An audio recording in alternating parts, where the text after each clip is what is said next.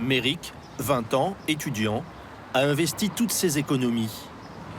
3 500 € pour cette Clio, achetée d'occasion à un garagiste. Sa première voiture, aujourd'hui garée juste devant chez lui. Sans exception, tous les jours, je la vois. Et je peux pas la toucher. Voilà. Franchement, j'ai été attaché à cette voiture. Mais bon. Si elle est immobilisée, c'est parce qu'elle a été déclarée potentiellement dangereuse. Le câble des feux anti-brouillard pendait comme ça pendant que je conduisais sur la route. C'est assez dangereux. Méric a reçu fin mars un courrier du ministère de l'Intérieur l'informant que sa voiture aurait subi des réparations douteuses. Il a été obligé d'aller la faire contrôler chez un expert qui a constaté que sa Clio avait été gravement accidentée, puis sommairement retapée, avant d'être remise en circulation. Il m'a expliqué que la voiture, elle a fait des tonneaux. Et c'est ça qui explique le fait que les roues arrière, elles n'étaient pas droites. Que le châssis de la voiture était mort, qu'il n'y avait pas de cache moteur, que le cache en dessous de la voiture, il était inexistant. Donc ça faisait que j'avais des fils électriques qui pendaient en dessous de la voiture. Et il m'a expliqué aussi que j'ai une fuite et que l'huile et l'électricité, ça fait pas bon ménage ensemble. Donc c'était assez dangereux.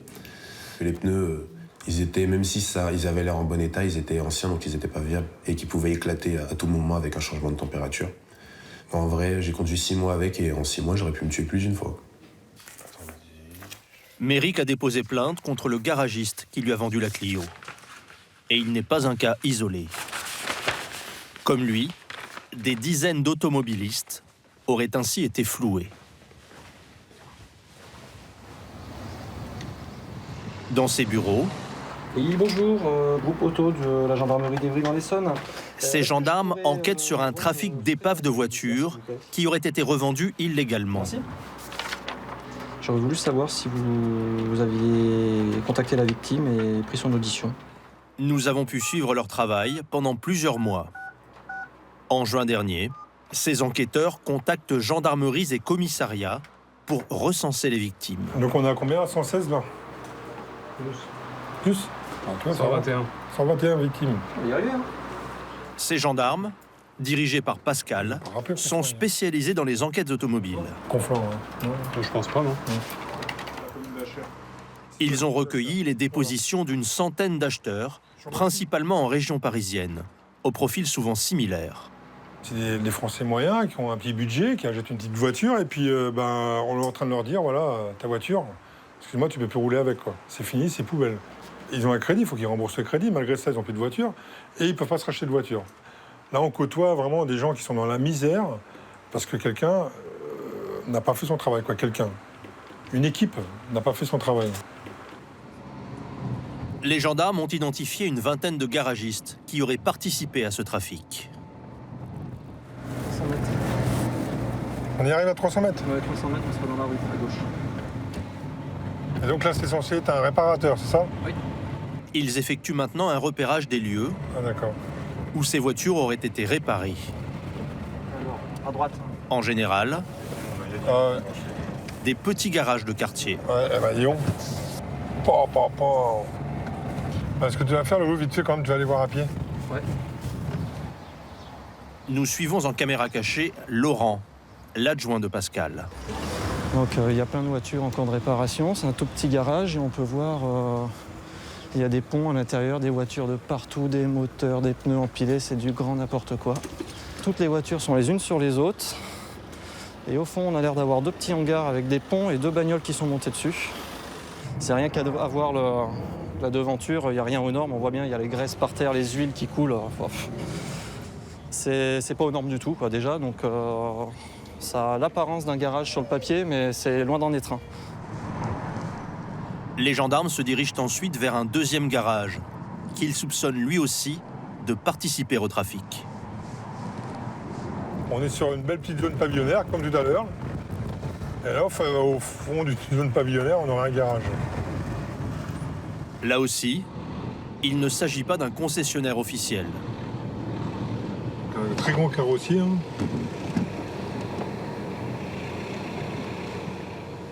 C'est encore ouvert, il y a du monde à l'intérieur. Ouais, il y a du monde dedans. Et quelques mètres plus loin, On va faire juste voir un petit tour, voir s'il n'y en a pas d'autres voitures. Ils trouvent enfin ce qu'ils cherchaient. Bah, voiture accidentée, VGE, tiens, voilà. Regarde, un beau VGE, regarde les airbags. VGE. VGE, véhicule gravement endommagé. Pas. Des épaves que les garagistes achètent à bas prix dans des casse-autos pour les retaper et les revendre à des particuliers. Le dossier est piloté par Bertrand Dailly, procureur adjoint d'Évry, qui a fait de ces cercueils ambulants un cheval de bataille. Ce magistrat a déjà eu à traiter une affaire similaire, après la mort en 2014 du passager de cette voiture. Une Renault Clio achetée d'occasion, qui avait subi un grave accident, mais avait été mal réparée. Faire payer une ancienne épave, réparer, moi je le dis à la va-vite, on pourrait dire à la mie de pain, à la mort moi le doigt, si je voulais être un peu familier, mais c'est ça, c'est du travail fait n'importe comment. Et qu'est-ce que ça fait, ça? Ça met la vie des gens en danger. On sait pertinemment que c'est pas 1000 véhicules, c'est pas 5000, c'est des centaines de milliers de véhicules qui sont remis en circulation de cette manière-là. Celui qui est en première ligne pour valider la remise en circulation de ces épaves, c'est l'expert automobile, assermenté par l'État. Il se trouve que dans l'enquête des gendarmes, c'est toujours le même homme qui revient. Vous avez 1 millier de véhicules qui ont été remis en circulation par un expert, que je ferai mettre lui aussi en garde à vue. Il s'est contenté de se faire payer pour donner un tour de clé. Vous comprenez, c'est figuratif. Un tour de clé informatique sur un serveur. Il met un code en disant « ce véhicule est bon pour circuler ». Au début de leur enquête, les gendarmes ont perquisitionné chez cet expert soupçonné de négligence. Ils ont saisi 50 000 photos dans son ordinateur. Ils doivent maintenant les analyser, une à une. Et très vite, ils ont la conviction que l'expert se serait souvent contenté de ces photos, prises par les garagistes eux-mêmes. Là, on voit le véhicule avant travaux. Donc là, vous avez vu pendant la réparation. Pardon. Et après, je vais vous montrer celle après travaux. Voilà. Il ne se serait donc pas déplacé pour contrôler chaque véhicule. Il en a pourtant l'obligation. Je ne sais même pas si on a un dossier où on peut dire il a vu le véhicule avant, pendant, après. On n'a aucune photo permettant de désigner ça, quoi. Je veux dire, c'est un truc de fou, quoi.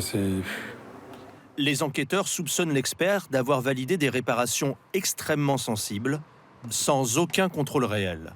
Là, par exemple, là, il y a eu des soudures, donc ça se voit, il y a des soudures. C'est la soudure entre la caisse et c'est ici, quoi. C'est un point. Ça vient péter ici. Le véhicule est s'ouvre en deux, quoi. Pour mieux comprendre, les gendarmes ont convoqué Pierre Stewart, formateur d'experts en automobile. Bonjour Monsieur Stewart, vous allez bien? Bonjour. Je vous invite à nous suivre pour aller vous entendre. Ok. L'homme qui intrigue les gendarmes aurait effectué à lui seul, en seulement 6 mois, 600 expertises, chacune rémunérée entre 200 et 300 euros. Bonjour. Mon collègue, Ok. vous connaissez déjà? Bien. Selon cet expert des experts, cela est parfaitement impossible. Un expert qui fait 600 expertises en 6 mois, qu'est-ce que vous en pensez, vous? Procédure VG. La procédure est assez importante. Il faut se déplacer au minimum 3 fois, voire 4 fois, des fois même un peu plus quand il y a des réparations importantes, très importantes. Et ça représente un temps considérable. En faire plus de 200 dans une année est un maximum. En faire 600 en 6 mois, 100 par mois, ça veut dire qu'il ne fait que ça. Et que forcément, il est fait par sur la jambe.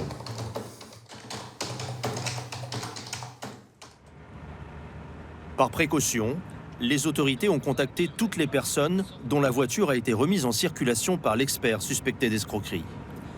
Les propriétaires de 1024 véhicules, comme Émilie, qui souhaite rester anonyme, doivent aller faire contrôler leur voiture pour s'assurer qu'elle peut rouler en toute sécurité. Émilie est fonctionnaire et mère d'un enfant. Son cabriolet d'occasion à 8 500 € lui a été offert par ses parents. J'appréhende beaucoup. J'ai vraiment peur que l'expert me dise la voiture elle part à la destruction et vous repartez à pied et Et même si je sais qu'il y aura une plainte qui sera déposée, on n'a aucune garantie de pouvoir récupérer quoi que ce soit. Émilie a rendez-vous dans un centre agréé de l'Essonne. Alors, je vais reprendre mes papiers. Elle confie sa voiture à Pierre-Yves Debuine, qui va effectuer une batterie de tests pour vérifier l'état de son cabriolet. Donc, madame, je vais faire un essai routier de votre voiture, de façon à voir comment elle se comporte sur la route déjà. Formé à la course automobile, Pierre-Yves Debuine malmène la voiture. Et ses premières impressions ne sont pas bonnes. Il y a un volant qui est pas droit et une voiture, si je lâche le volant, qui tourne à droite toute seule. C'est normal? Non. Accidenté en 2012, le cabriolet a été classé épave, vendu à une casse, puis réparé. L'expert doute de la qualité de ces réparations. Il va faire subir un véritable check-up à la voiture. Et il est étonné par ce qu'il découvre. On va regarder. On a ici, par exemple, quelque chose qui n'est pas normal. Ici, là, vous avez la matière qui est complètement arrachée. C'est une pièce importante? C'est une pièce de la voiture, proprement dite. Ça, c'est le plancher. C'est quand même surprenant que personne n'ait réparé cette anomalie, qui est largement réparable si on fait correctement son travail. Je suis un petit peu inquiète. Émilie n'est pas au bout de ses surprises. Alors, je vous fais voir un peu pour vous faire voir l'état des jantes. Si vous voulez bien regarder. Là, c'est une jante qui est complètement morte. Là, on a une jante à plusieurs endroits qui ne tourne pas droite. La jeune femme risque de perdre le contrôle de son véhicule à tout moment. D'accord? C'est dangereux. C'est dangereux. Je vous invite à donner mon bureau et puis on va faire le point sur votre dossier. Allez-y, installez-vous. Après 4 heures d'examen, Pierre-Yves Debuine livre son verdict. Je vais rebloquer ce véhicule. Donc, je vous fais un papier pour pouvoir rentrer chez vous, dans lequel, effectivement, j'indique que ce véhicule ne peut plus rouler dans les conditions normales de sécurité. J'ai plus de voiture, plus de moyens de transport pour transporter mon bébé et moi-même. Et il y a des frais à engager, mais j'ai pas l'argent pour pouvoir faire tout ça. Et voilà. Pour réparer son cabriolet, Émilie devrait débourser près de 5 000 €, le prix estimé de sa voiture aujourd'hui. Merci. Je vous en prie. Au revoir, madame. Merci. Bon retour. Merci, au revoir. Elle devra payer 280 € pour cette expertise. Émilie est autorisée à utiliser une dernière fois cette voiture pour rentrer chez elle. Ensuite, son cabriolet devrait retourner à la casse, définitivement cette fois. Sur les 1000 propriétaires contrôlés, comme Émilie, 400 ont ainsi perdu leur véhicule. Leur seul espoir d'être indemnisés, que les garagistes soient condamnés. C'est adjudant Comté encore? Encore. Oui, c'est vrai, c'est les deux qui vont avec. Lundi dernier, à la gendarmerie d'Evry, les enquêteurs décident de passer à l'action. Vous partez immédiatement en perquise. Ok, comme ça sera fait. Pascal, le chef d'enquête, donne ses consignes à une quarantaine de gendarmes. Ils vont auditionner les garagistes soupçonnés d'avoir maquillé les épaves avec la complicité de l'expert. Un business qui leur aurait rapporté 600 000 €. Alors, on est tombé sur quelques-uns là. D'entrée, ils nous ont dit c'est pas de ma faute, c'est celle de l'expert. On peut en discuter. Moi, je la crois pas du tout. Parce que c'est eux qui entubent les gens en vendant des voitures accidentées sans leur dire, d'accord? Voilà, c'est ça d'où vient l'escroquerie. Des questions? Bon, vous pouvez y aller, puis à tout à l'heure. 12 garagistes ont été convoqués en même temps. Ils se présentent à l'accueil de la gendarmerie, les uns après les autres. Ils savent tous ce qu'on leur reproche et sont aussitôt placés en garde à vue pour escroquerie en bande organisée, mise en danger de la vie d'autrui et blanchiment. On va l'appeler, apeurer. Mais les enquêteurs ont parfois des surprises. On va récupérer ça. Cette femme est officiellement à la tête du garage où Émilie a acheté son cabriolet. Je vous demande de poser votre sac, le téléphone, tout ce que vous avez dans vos poches, dans le sac. Pourtant, elle semble ne rien connaître à la profession. Vous comprenez un petit peu les raisons pourquoi on est là? Pas trop. Pas trop? Vous avez un garage? En fait, je suis, comment on appelle, Gérante. Donc c'est vous qui vous occupez du garage ou pas? Non, moi je suis juste la gérante, je sais pas ce que vous voulez dire par là en fait. Je sais. Vous ne savez rien? L'histoire des voitures? Je sais pas. L'histoire d'un expert? Avec un expert? Non, j'ai appris ça que la convocation est bien. D'accord. Vous connaissez monsieur? Vous ne connaissez pas? Non, je Donc sais. là, vous êtes gérante du garage, mais vous connaissez Je rien. ne connaissais même pas à qui on achète. Elle ne serait en fait qu'un prête-nom. Elle est une connaissance du vrai garagiste, interdit lui de gestion pour une autre affaire. Lui aussi a été convoqué. Donc on reprend. Comme tout à l'heure, est-ce que vous avez des remarques à faire sur le déroulement de la garde à vue? 2 gendarmes l'interrogent. D'abord sur la vente à Émilie du cabriolet. Il accuse un autre garagiste à qui il aurait acheté cette voiture avant de la revendre. Il m'a caché qu'elle était accidentée, il m'a pas dit qu'elle était accidentée. Pour moi, elle était propre, elle était belle la voiture. Il n'y avait pas de problème, elle était saine, il n'y avait pas de problème. Et du coup, au final, là, qui vous a dit qu'elle avait été accidentée, la voiture? C'est le client qui m'a téléphoné un jour. On n'est pas content, la voiture était accidentée, vous ne m'avez pas dit.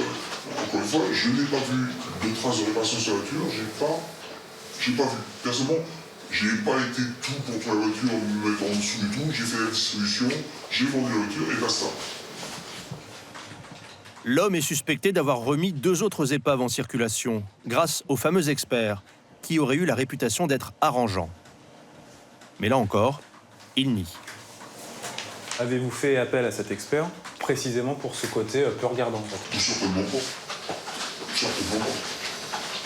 Je n'étais même pas au courant qu'il était pas regardant. Honnêtement, non. Il est payé, il est agréé, il est invité à ce genre de procédé. Pour moi, il faisait son boulot comme il a dû être fait. J'avais pas quelqu'un au-dessus de lui pour vérifier ce qu'il faisait. S'il a dit qu'il ne pas regarder les voitures à fond, c'est son problème, c'est pas le mien. Chacun son boulot, chacun sa mère. Au cours des perquisitions dans les garages, les gendarmes ont saisi plusieurs dizaines de milliers d'euros. La plupart des garagistes entendus ont rejeté la responsabilité de l'escroquerie sur l'expert. T'es bonne cette cigarette? Oui. Merci.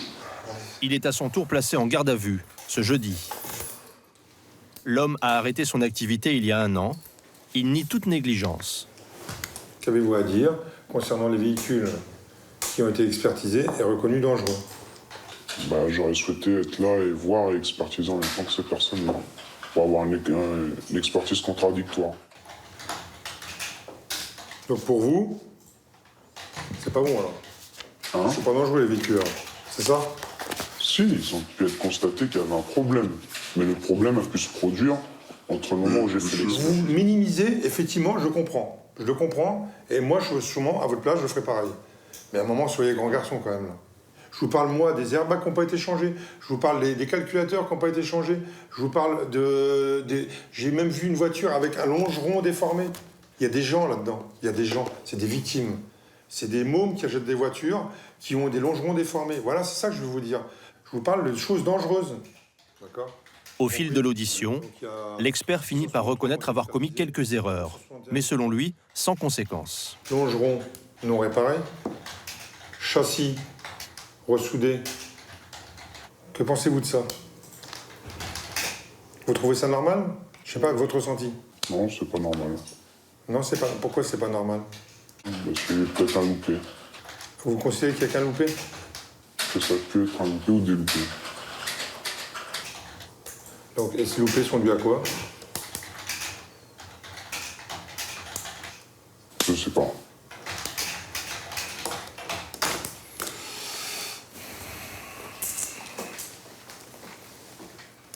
Avez-vous la sensation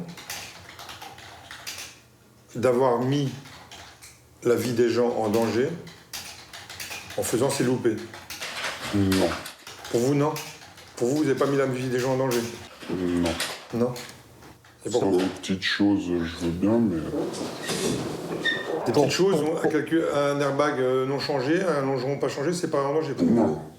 Pour moi, les voitures, elles étaient bien réparées. Pour moi, les voitures, elles étaient bien réparées.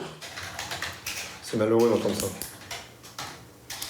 Répondant à nos questions, l'expert esquisse quelques remords. Je suis un peu triste, je l'admets. Je suis triste que j'ai des voitures que j'ai laissées passer. Si je savais qu'elles passaient pas, je ne l'aurais pas laissé partir. Si je les ai validés, c'est que je pensais sincèrement que c'était bon. En mon âme et conscience. Jamais j'ai fait pour que ça soit vraiment... Ouais, regarde, je sais que le longeron est tordu ou tout arraché. Ouais, tu me la passes. Non, ça, c'est pas possible. L'expert finira par reconnaître l'ensemble des faits qui lui sont reprochés, y compris l'escroquerie en bande organisée avec les garagistes. Lui et 26 d'entre eux sont convoqués le 6 février devant le tribunal. Ils risquent 5 ans de prison et l'interdiction d'exercer une profession en lien avec l'automobile.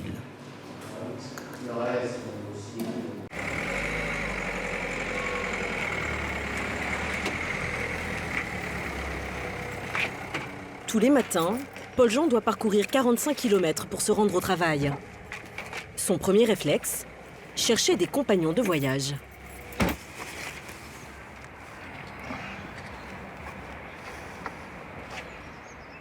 Là, je viens de démarrer l'application parce que je quitte mon domicile. Si jamais quelqu'un a demandé un trajet, voilà, ils savent que je vais arriver très très vite. Cette application met en relation des conducteurs et des passagers qui désirent réduire leurs frais de déplacement. Paul-Jean dépense 300 € par mois pour l'essence et le péage. À peine a-t-il démarré qu'il reçoit un premier message. Ah, donc là j'ai une notification comme quoi Maxence m'attend à l'arrêt de la gare SNCF. Maxence, un jeune informaticien qui part dans la même direction que Paul-Jean. Bonjour. Ce matin-là, c'est sa femme qui utilise leur voiture. Pour les passagers, le trajet est gratuit. Paul-Jean, lui, reçoit 2 € de la région lyonnaise à chaque fois qu'il transporte quelqu'un. Ça n'a pas augmenté là en 2020 justement les péages le péage là ça n'arrête pas d'augmenter. Ah ouais. Pour réduire le trafic, grâce à une loi votée en 2019, le covoiturage peut être subventionné par les collectivités locales, au même titre que n'importe quel transport en commun. À Bourgoin-Jallieu, il existe même des bornes de ramassage pour faciliter les rendez-vous. Un monsieur avec la trottinette. Bonjour Lionel. Bonjour. Ce jour-là, Paul-Jean récupère un second passager. Une bonne affaire.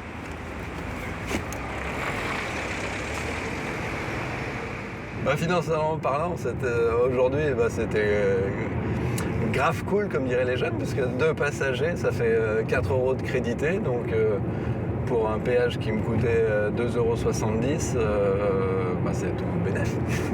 C'est cool. Peut-être à s'asseoir. Ouais, c'est ça. Grâce à ce covoiturage régulier, Bonne journée. Paul-Jean peut ainsi économiser jusqu'à 160 € par mois. Hausse des prix du carburant, des péages, le coût d'une voiture ne cesse d'augmenter.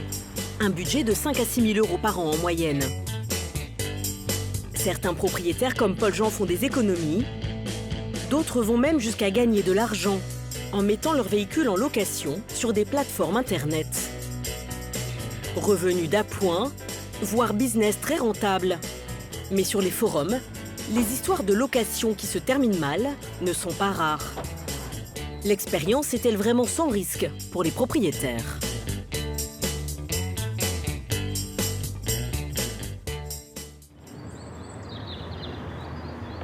Presley a 24 ans et depuis 4 mois, il enchaîne les rendez-vous sur son parking en bas de l'immeuble.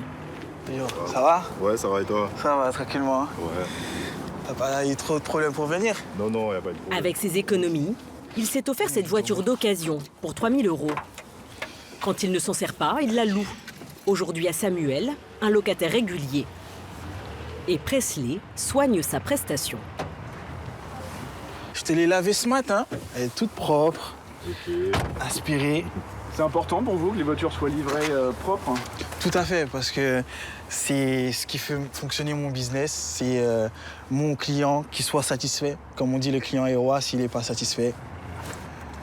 Voilà. Et c'est toujours bien d'être confortable dans une voiture propre qui sent bon. Ici, pas d'agence, pas de guichet. Presley gère tout sur son téléphone. Le permis, s'il te plaît. D'accord. Vérification du permis de conduire. On va faire le tour du véhicule. On commence par le devant. Puis état des lieux, grâce à quelques photos qui feront foi en cas de dommage. La voiture affiche 111 240 km. Ok. Elle est aux 3/4 niveau essence. Si tout va, on va commencer à signer le contrat. En moins de 5 minutes, tout est enregistré sur une application dédiée à la location de voitures entre particuliers. Il ne reste plus qu'à signer le contrat. Voilà, c'est fait. Là encore, directement sur le téléphone. Prends soin d'elle, elle va me manquer. Ok. Retour du véhicule, prévu dans 2 jours. D'ici là, ce n'est plus l'assurance de Presley qui fonctionne, mais celle de la plateforme de location. Lui empoche 41 €. Somme non négligeable pour cet étudiant en informatique qui vit toujours chez sa mère. Alors, Presley, ça y est, t'as loué ta voiture? Ça s'est bien passé. Et c'est pour combien de temps? Juste le week-end, il me la rend lundi soir. Voir mon annonce. Voilà. Pour mettre sa voiture en location, Presley n'a eu qu'à s'inscrire sur ce site qui cumule 35 000 annonces. Aucun justificatif à fournir, ni carte grise, ni preuve d'assurance ou de contrôle technique à jour. Une petite Twingo. Moins cher que la vôtre. Moins cher, mais aussi moins récente. Les prix sont fixés par les propriétaires. Un autre Le utilitaire. site prend 30% de commission à chaque transaction. En 4 mois, je me suis fait un petit... Regarde toutes mes locations. Toutes mes locations. Ouais. Je me suis fait un total de 400 € en 4 mois. Des bénéfices imposables Franchement, c'est pas mal. que Presley a prévu de réinvestir. Il compte acheter une 2e voiture qu'il consacrera cette fois totalement à la location. Grâce à leur véhicule personnel, certains font aujourd'hui un peu plus qu'arrondir leur fin de mois. Jonathan, 24 ans, a fait de la location de ses voitures un business à part entière. Il en a 8, qui lui rapportent jusqu'à 20 000 € par an. Ce jour-là, avec son épouse, il est venu accueillir Sophie. Ça va? Très bien. Oui. Très bien. Et tes voyages? Elle possède une maison de vacances ici. C'est la 20e fois qu'elle loue une voiture à Jonathan. Les agences classiques, pour elle, c'est terminé. Du sud de la France aussi, ils allaient voir la famille et le problème, ils n'avaient pas une voiture. Comme d'habitude, les voitures. Si vous prenez le train à 10h à Paris et que vous arrivez à midi ou 13h, plutôt 13h, il n'y a pas de possibilité de louer avec les loueurs conventionnels. Là, nous, on se connaît depuis plusieurs années maintenant. Donc, Vous avez connu Stéphanie enceinte? J'ai connu Stéphanie enceinte, exactement. J'ai vu le bébé arriver. Pour Sophie, louer à Jonathan, c'est plus pratique, plus chaleureux, mais le choix de véhicule est restreint. En général, c'est pas difficile. Moi, je pense qu'il y a une voiture qui est en bon état, facile à conduire. Pour 4 jours, elle paie cette voiture 70 €, presque 3 fois moins cher que dans une agence de location classique. En cas de souci, elle peut joindre Jonathan 24 heures sur 24. Du coup, dimanche, vous m'envoyez un SMS pour l'heure du retour, du coup, si ça a changé. D'accord. Et puis voilà, on se rejoint ici comme d'habitude. Très bien. Jonathan s'est lancé dans la location de voitures il y a 5 ans. Au début, en espérant couvrir les frais d'assurance et un peu d'essence. Mais en 6 mois... Donc ça, c'est la première voiture avec laquelle j'ai commencé. Ce véhicule acheté 11 900 € est intégralement remboursé. Je me suis vu gagner un petit peu d'argent et je me suis dit pourquoi pas continuer et en acheter d'autres. Et donc après, j'ai acheté cette voiture. Cette voiture-là qui m'a coûté 2200 € en 4 mois, elle était payée en totalité. Et donc là, elle a commencé à dégager du bénéfice. Là encore, il réinvestit. Des petites citadines comme celle-ci, mais aussi des véhicules neufs qu'il peut louer plus cher. Le certificat d'assurance. Au total, Jonathan a investi 65 000 € pour ses 8 véhicules. Comme le stipule la loi, quand ses revenus locatifs ont dépassé 8 100 € par an, il a dû se déclarer en tant qu'auto-entrepreneur. Pour ne rater aucune location, là, je déverrouille la voiture et la voiture est ouverte. Il équipe désormais ses véhicules d'un boîtier électronique. Ses clients peuvent les ouvrir eux-mêmes grâce à leur téléphone et récupérer les clés à l'intérieur. Jonathan n'a même plus besoin de passer sa vie sur le parking.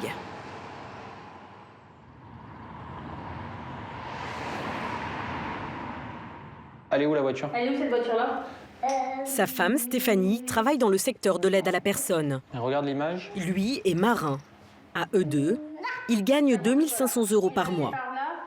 Sans les 20 000 € de revenus annuels supplémentaires qu'ils tirent de la location de leur véhicule, ils n'auraient jamais pu s'acheter cette maison. Depuis le grenier qui lui sert de bureau, Jonathan planifie l'achat de 2 nouveaux véhicules et envisage même de se diversifier. On pense investir dans un camping-car et donc pourquoi pas le louer en dehors de nos vacances à nous. Et pourquoi pas dans des Zodiac aussi Des bateaux? Des bateaux, ouais.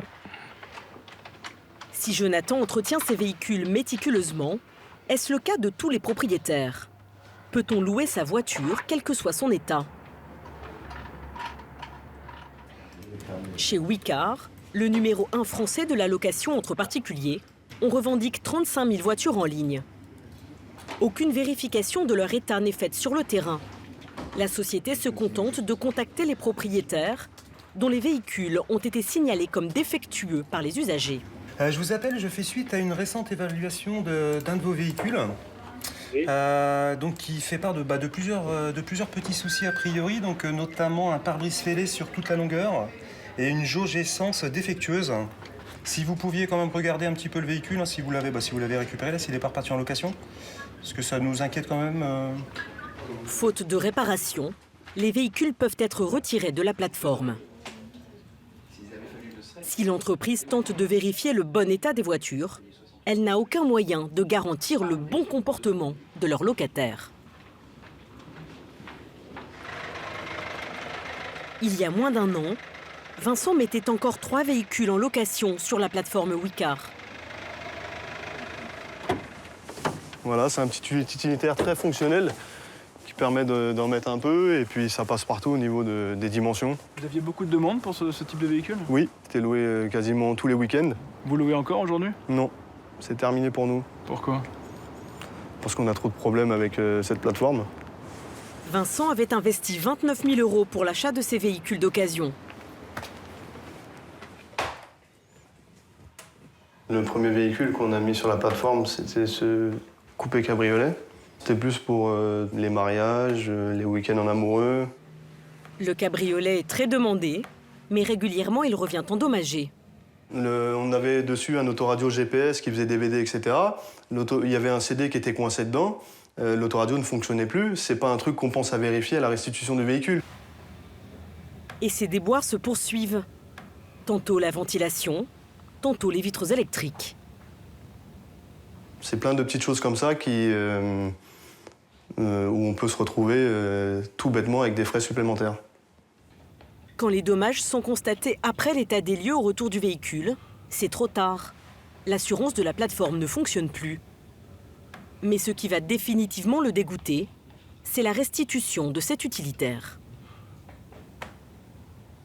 Tout le côté passager qui était rayé contre un mur, puisque la dame nous a expliqué que finalement elle avait tourné trop court en sortant de la station-service. La locataire fait opposition sur sa carte bancaire. La plateforme n'a pas le pouvoir de l'obliger à payer. Voici le mail qu'elle adresse à Vincent. Vous comprendrez qu'en vertu de notre statut d'intermédiaire, il nous est impossible de prendre à notre charge le montant des 1 212,47 € que la locataire vous doit. Le site internet lui propose une procédure de recouvrement, mais cela lui coûtera 20% du montant des réparations. Beaucoup trop facile de nous envoyer vers une société de recouvrement et qu'on doit payer de notre poche pour résoudre ce problème-là qui n'est pas sûr d'aboutir. C'était pas question pour nous.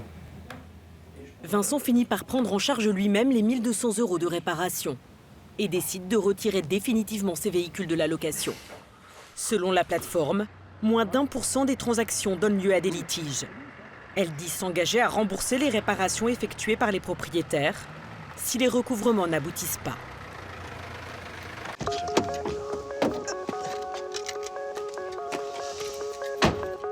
Après avoir tenté les petites annonces pendant un mois, Philippe Lapaluc, kinésithérapeute à Lyon, a trouvé une façon ultra rapide de vendre sa voiture. Tac. Et je prends la photo, donc la photo est là. 2 clichés de l'extérieur, 2 de l'intérieur. Prendre la photo. Donc je vais me mettre là, je prends le volant. Et le tour est presque joué. Le levier de vitesse, c'est prêt. Via son smartphone, il envoie ensuite ses photos et le nom du modèle à un site internet spécialisé. En moins d'1 heure, il reçoit une proposition ferme de reprise 12 100 €. Par rapport à l'Argus, c'est à peu près 1 000 € en dessous. C'est pas anodin, 1 000 €, mais c'est le gage de la tranquillité. C'est-à-dire que moi, je m'occupe de plus rien, j'ai plus d'annonces à faire, j'ai plus de photos à passer, j'ai plus à répondre au téléphone. Après avoir accepté la proposition de reprise, 3 jours plus tard, il a rendez-vous en bas de chez lui avec un représentant du site internet. Sylvain Meille vient récupérer la voiture. Là, je vais effectuer quelques vérifications de base sur le véhicule, d'usage et de base. Voilà, ok, merci. Il ne l'essaye même pas. Juste un coup d'œil attentif à la carrosserie et à l'habitacle de cette voiture qui a moins de 2 ans et 16 000 km au compteur. Très bien. Là, je vérifie l'intérieur, l'état des sièges et des moquettes. En 10 minutes chrono, le marché est définitivement conclu. Le propriétaire lui remet le contrat de cession. Parce que je crois qu'elle n'a pas été marquée sur le carnet d'entreprise. D'accord. Sylvain Meille repart avec la voiture. Les 12 100 € seront versés sur le compte de Philippe Lapalu 4 jours plus tard. Ça y est, elle est partie. Vendre sa voiture en un temps record, en quelques clics, les sites qui proposent ce service fleurissent sur la toile. Aux particuliers, ils promettent rapidité, simplicité, sécurité. Ces voitures, ils les revendent ensuite dans un marché en pleine croissance. 5 600 000 véhicules d'occasion ont été vendus l'année dernière en France. 5 fois plus que de voitures neuves. Le leader de l'occasion sur le net, c'est Aramis Auto. Sur 3 étages, 160 salariés, moyenne d'âge 29 ans. Ce matin-là, dans une ambiance start-up, on commente les résultats des 15 derniers jours. Termine au-dessus que les semaines précédentes. Et dans ceux qui sous-performent, on a le Kuga, Sportage, Q3 et 208, pardon. Ça, c'est à moins sous le regard des 2 dirigeants, Guillaume Paoli et Nicolas Chartier. En tout cas, il y a beaucoup plus de modèles qui... Ces 2 quadragénaires se sont rencontrés à la fin des années 90. Leur diplôme d'école de commerce en poche, ils se lancent dans l'aventure Internet. Ils créent une start-up qui propose des voitures neuves achetées moins cher à l'étranger. En 2010, ils investissent aussi le marché de l'occasion avec une idée simple. Racheter directement les voitures aux particuliers uniquement sur photo pour les revendre vite. Et ça marche. C'est à cet étage que sont reçus les clichés des voitures que les propriétaires veulent vendre. Répondre à tout le monde ? Oui, on a eu une centaine ce week-end, donc on est dessus. Là, on est sur une Clio Estate envoyée par un client, donc sur laquelle on a les photos extérieures globales du véhicule. Grégory est ce qu'on appelle un coteur. C'est lui qui va déterminer le montant de la reprise de chaque voiture. Pour savoir combien il peut proposer au vendeur, il doit rentrer dans l'ordinateur les caractéristiques de la Clio. Le kilométrage du véhicule, l'année du véhicule, ce qui va nous permettre d'avoir une photo du marché et de voir un petit peu où sont les concurrents sur ce véhicule-là sur la revente. On peut sur son écran, le cours de la voiture d'occasion s'affiche en temps réel. Il se calcule en fonction de l'offre et de la demande, et pas seulement en fonction de l'Argus, qui ne prend en compte que l'ancienneté. Oui, on a Prototal. Il suffit que demain, il y ait un scandale sur le diesel, par exemple, pour que le prix des diesels baisse, l'Argus ne le prend pas en compte, ça, dans sa cote Argus. Il suffit que... il y a plein d'articles sur la Clio qui est extrêmement fiable et qui est la meilleure voiture d'occasion, et pour que les prix montent sur la Clio. L'Argus ne le prend pas en compte. Nous, on a des observations des prix réels. 2 000 € seront proposés aux propriétaires de cette Clio. Après remise en état, la société espère en tirer le double. Encore faut-il réussir à la revendre. Chaque année, ce sont ainsi 20 000 voitures auxquelles il faut redonner une seconde jeunesse.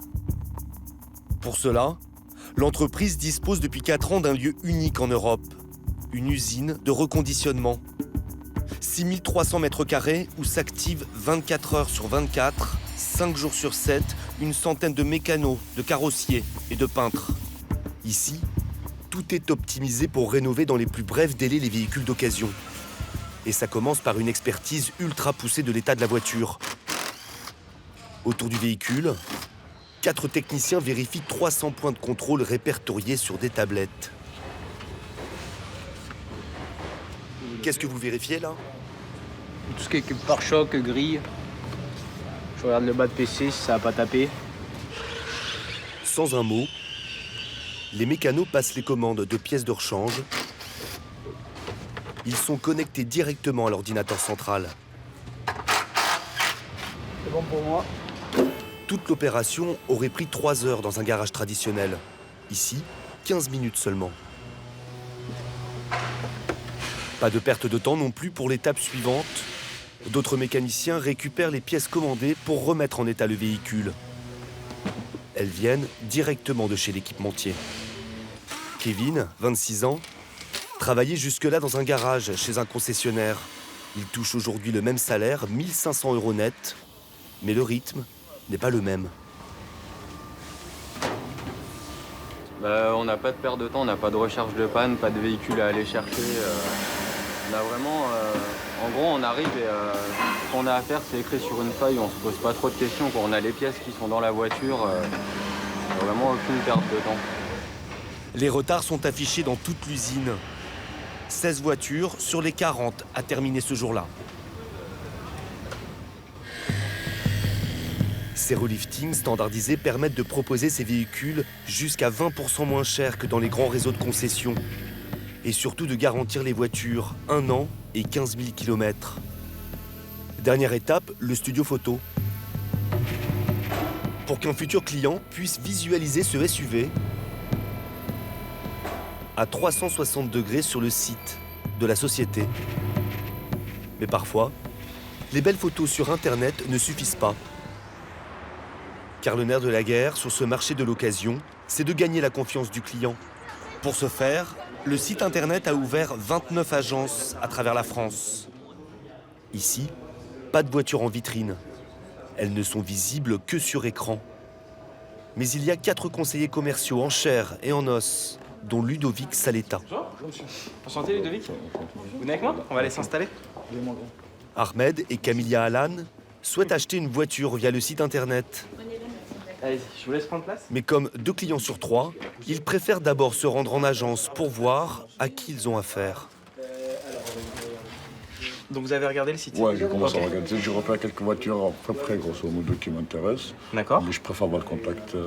C'est super. Là, l'agence, le fait de venir dans l'agence, ça vous a mis en confiance? Ouais. Vous l'auriez fait uniquement par Internet? Non. Pourquoi? Non, je suis pas trop à Internet. Pourquoi? Il n'y a pas mieux d'avoir quelqu'un en face. La personne, le contact humain, c'est... Internet. Quand on se voit comme ça passe dans les yeux, je pense pas la confiance d'un homme à un homme, c'est... C'est ça. Hop. Ahmed, déménageur, dispose d'un budget de 8 000 €. Ludovic, en bon commercial, va lui trouver sur le site Internet une occasion un peu plus chère. On a dit qu'on voulait plutôt un monospace. Hop. Au niveau kilométrage, on voulait pas qu'il dépasse donc 120 000. Alors j'en ai une qui est pas très loin des critères qu'on s'est fixés. Elle est un tout petit peu plus chère que la limite que vous m'avez donnée. Ouais. Voilà, ça serait celle-ci. Donc je vais vous l'ouvrir. Ahmed et sa femme vont se laisser séduire par ce monospace, ou plutôt par la photo de leur future voiture. Parce que le véhicule est reconditionné. Ils vont débourser 9 000 € en tout, avec les frais de mise en circulation.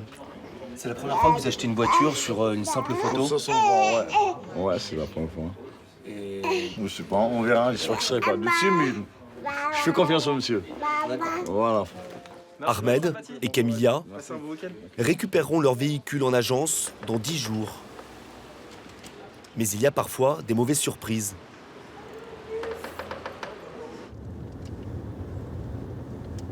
Ces mauvaises surprises, c'est la hantise d'Eric, 58 ans. Un ancien militaire à la retraite. Il livre, lui, les voitures à domicile à la demande des clients. Une option à 230 € valable dans toute la France. Ce jour-là, il emmène un SUV allemand dans les Landes à un particulier. On est un peu le Père Noël, hein. Mais c'est pour ça qu'on va lui amener aussi une voiture propre. Pour chaque livraison, Eric gagne 100 €. Par contrat, il doit faire attention aux moindres détails. Il sait aussi que le premier regard du client sur sa voiture est crucial. Et quel que soit l'âge, c'est toujours un jouet pour les gens. Ils sont contents parce que c'est quelque chose qu'ils chérissent. Voilà, faut pas de traces de doigts, rien. Alors des fois on a des techniques qui sont un petit peu... C'est-à-dire c'est comme les chaussures. Hein. Oh, ça c'est des réflexes anciens militaires. Hein. La carrosserie a quelques rayures. Eric ne sait pas si l'acheteur est au courant. Vous voyez, il y a une rayure qui est assez importante là. Voilà. Là, ici, là, on a des rayures là. Quelques-unes sur le pare-choc. Bon, ça c'est pas très méchant. Mais là... À l'avant du véhicule, il constate une anomalie. Voilà. Malheureusement, la voiture était livrée comme ça, avec des pneus neige. Mais normalement, c'est livré avec des pneus normaux. Le client a 15 jours pour refuser la voiture sans aucune justification. Le SUV est livré dans un village isolé, là où vit Alain Thierry, un retraité de la Commission européenne. Bonjour, vous allez bien? Je suis Eric. C'est un petit peu difficile à trouver. Il a acheté ce véhicule pour remorquer son bateau.